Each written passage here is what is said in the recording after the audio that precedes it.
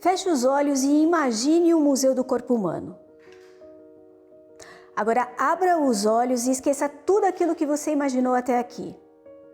O que você vai ver a partir de agora é a arte e a ciência se unindo para mostrar que a morte ensina a vida. Duvida? Não sai daí porque o Conecta começa agora.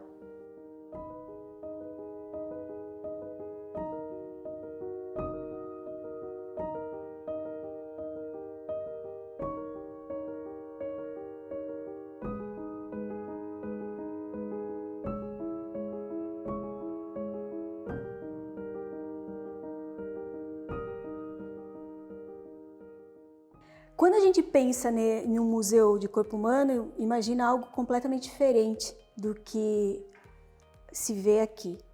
Qual que é o grande diferencial? Quais são os diferenciais desse museu? Então, primeiro, eu fazendo um contexto, os museus, toda vez no tocante de um museu do corpo humano, o museu remete ao Museu da Anatomia, onde tem aqueles vidrinhos com formol, com estantes, todas elas colocadas uma do lado da outra, como lembrando mais uma biblioteca, né? Uma exposição de partes do corpo humano de modo geral. E o conceito de museu que nós queremos ou que nós fizemos aqui na Faculdade de Medicina de Jundiaí é algo totalmente diferente. Ou seja, aqui a exposição também das peças, nós chamamos de peças anatômicas ou do corpo humano, só que de uma maneira totalmente diferente. Não é dentro de vidro, ela é totalmente exposta. Então, o museu existe uma composição, existe uma poesia por trás, né, desse museu. Então, as peças aqui elas não estão expostas simplesmente como partes do corpo humano para mera curiosidade. Existe um motivo. Então, nós fizemos um cerimonial de entrada do visitante, essa ideia, onde ele vai entrar em contato nessa parte central do museu com dois esqueletos, que simbolizam a morte. A posição desses esqueletos elevados, numa posição de que reverencia a uma parte central do museu, que é o próprio corpo humano. Então, a morte reverenciando a morte. Bom, nós vamos mostrar tudo, óbvio, mas a gente vai dar uma prévia do que é esse museu. Então, eu vou pedir ao senhor que mostre um pouquinho, para que as pessoas fiquem aí com vontadezinha de vir conhecer o museu. Vamos lá? Vamos lá. O crânio, nós tínhamos já esse crânio pintado. Ele corresponde, então, essas cores diferentes, tem a ver com os ossos, são 22 ossos do crânio. Então a gente pinta para o aluno poder aprender quais são os ossos, eles são independentes um do outro. Né? Ah, é? É, a gente consegue ver aqui depois, ó, nessa pecinha aqui, tá todos os ossos separados aqui.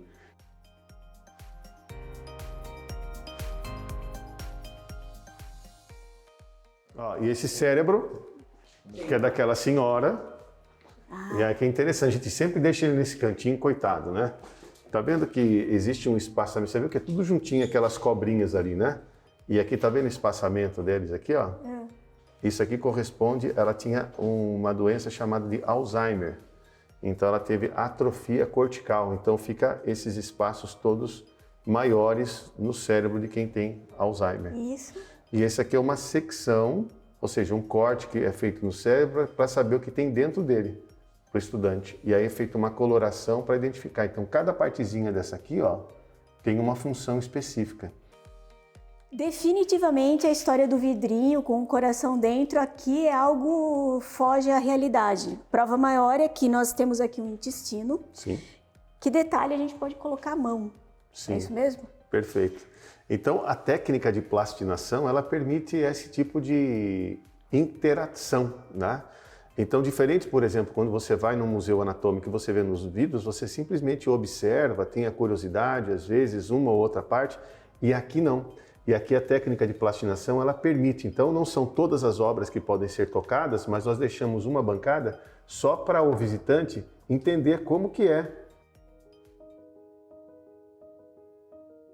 Outro, eu não vou dizer nem diferencial, foi o encontro, né, da ciência com a arte. E aí os olhos, para quem gosta, se enchem. Queria que você falasse um pouquinho sobre isso. Bom, então a arte foi pensada, quando nós pensamos em museu, a gente queria fazer um museu diferente. Um museu que não trouxesse só a parte anatômica, mas trouxesse coisas sobre o corpo humano. Medicina, mas também arte. que é muito importante. Então, na história da medicina tem muita arte envolvida, né? Então aí a arte veio então para completar, para fazer esse casamento com a ciência, né, nesse caso com a anatomia, para a apreciação do público de modo geral, para ser um lugar não só de ciência, mas um lugar onde a ciência ela pode ser propagada com a utilização da arte. Com a participação de um grande artista. Sim, aí foi um grande desafio, né? Tá bom, nós queríamos colocar arte junto e quem seria o artista, né? Então, em resumo, conseguimos no encontro, depois de muito tempo, por sinais, conseguimos encontrar o Sérgio Prata, né, que se prontificou e abraçou também o projeto junto conosco, e que para ele seria o grande desafio também, como ele disse, um grande desafio da vida dele, né, ajudar na construção, na elaboração do museu, contribuindo com a parte artística. Qual que é a participação do Sérgio nessa formação toda do museu? Só para que as pessoas ainda consigam para entender, aguçar, né? Então, são dois momentos. A contribuição dele a partir de obras, do qual ele é inventor, que é a pintura trifásica, ou seja, quando você olha para a tela, por exemplo, essa tela que está apresentada, ela é praticamente uma cópia das pranchas de Leonardo da Vinci.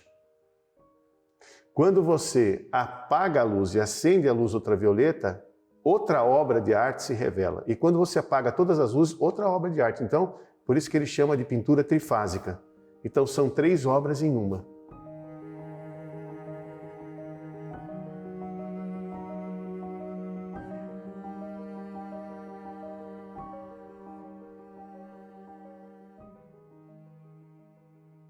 Então, essa é uma primeira questão. Então, essas obras todas que aqui estão colocadas têm essa característica de trifase. Agora, além dessas obras expostas nos quadros, também os papéis de parede. Os papéis de parede, tem mais de 600 obras aqui no museu que ficaram nas paredes doadas pelo Sérgio Prata.